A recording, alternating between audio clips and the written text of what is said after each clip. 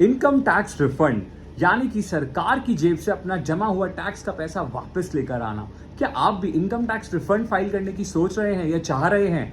So guys, अगर आपकी tax liability इतनी बनती है और आपने ऑलरेडी टैक्स इतना जमा करा रखा है, चाहे आपके एम्प्लॉयर ने या आपने खुद ने या आपके कस्टमर ने, उस केस में आप एक्सेस डिपॉजिटेड टैक्स का रिफंड फाइल कर सकते हैं। लेकिन अ बिग रेड फ्लैग, अपनी इनकम टैक्स की लायबिलिटी को अंडर वैल्यू करके या फिर कम डिक्लेयर करके आप रिफंड मत बनाइए। ना ही ऐसी रिक्वेस्ट अपने कंसल्टेंट से करिए, बिकॉज बहुत रिक्वेस्ट आती हैं कंसल्टेंट्स के पास कि साहब हमारा भी रिफंड फाइल करा दीजिए, हमारे पड़ोसी का, हमारे दोस्त का तो रिफंड बना देते हैं उनके कंसल्टेंट्स। तो guys, this is not a practical solution to this कि आपको रिफंड फाइल करना है तो आप अपनी टैक्स लायबिलिटी कम डिक्लेयर करिए। ओवर द ईयर आप टैक्स प्लानिंग जरूर कर सकते हैं within the ambit of law, but tax evasion के लिए it's a big no.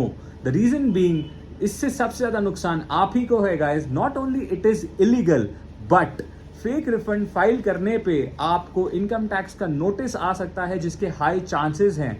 Considering the government analytics and technological developments as on date, it's a high chance that if you would be filing refund which is illegitimate, चाहे आप अपने consultant पे pressure बना के file भी करवा लें, तो गाइस सबसे ज्यादा नुकसान आप ही का है।